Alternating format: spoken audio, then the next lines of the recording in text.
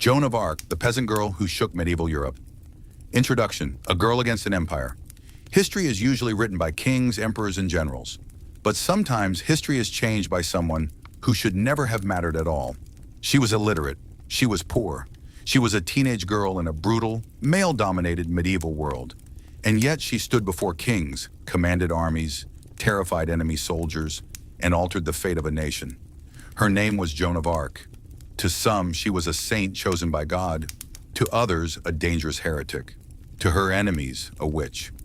To France, she became a symbol of hope. This is the story of how a teenage peasant girl rose from obscurity, led armies into battle, and paid the ultimate price for believing in her destiny. Chapter 1. France on the Edge of Destruction. The story of Joan of Arc begins in a time of chaos. The year was 1412.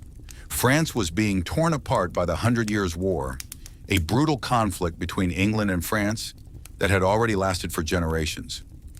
English kings claimed the French throne. French nobles fought among themselves. By the early 15th century, France was close to collapse. Large parts of northern France were occupied by the English. The French king, Charles VI, was mentally unstable. Powerful French nobles betrayed their own country. Paris itself was under enemy control. Many believed France was already lost. Chapter 2. A child from Domremy. Far from the battlefields, in a small village called Domremy, a girl named Joan was born. She was the daughter of peasants, simple farmers who worked the land and paid heavy taxes.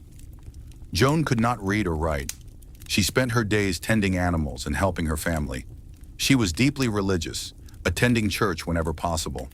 Nothing about her life suggested greatness, until the voices began. Chapter 3. The voices. At around 13 years old, Joan claimed she began hearing voices. She said they belonged to Saint Michael, Saint Catherine, and Saint Margaret. These voices, she believed, came from God. They gave her a terrifying message.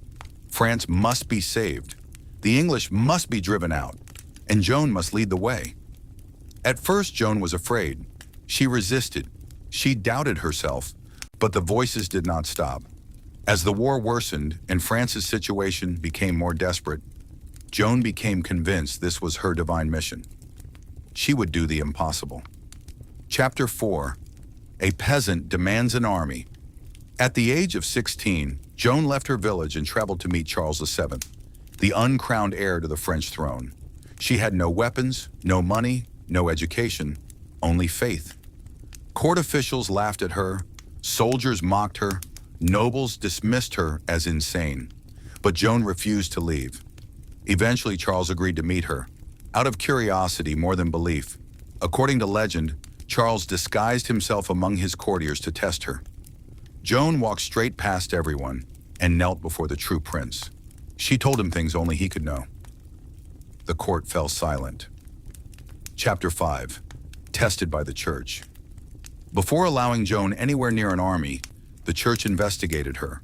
For weeks, theologians questioned her relentlessly. Were the voices real? Was she possessed? Was she lying? They found no evidence of heresy. Reluctantly, Charles agreed. Joan of Arc was given armor, a banner bearing religious symbols, and a place with the army. She was still just a teenage girl, but history was about to turn. Chapter 6. The Siege of Orléans. The city of Orléans was the key to France's survival. If it fell, the English would control central France completely. For months, French forces had failed to break the English siege. Joan arrived in 1429. She did something no general had done before. She inspired hope. Wearing armor and carrying her banner, she rode at the front lines. She urged soldiers forward, prayed openly, and demanded discipline. Against all expectations, French troops began winning. In just 9 days, the English were defeated and driven away. Orléans was saved. France erupted in celebration. Joan became a legend overnight. Chapter 7. From soldier to symbol. Joan was no trained general, but her presence changed everything. She believed God wanted Charles crowned king at Reims, a city deep in enemy territory. Against military advice, the army marched. City after city surrendered without resistance. Soldiers who once fled now followed her fearlessly.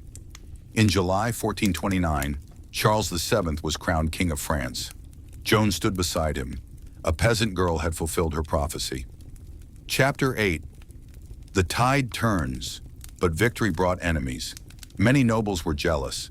Politicians feared her influence. Some believed she was dangerous.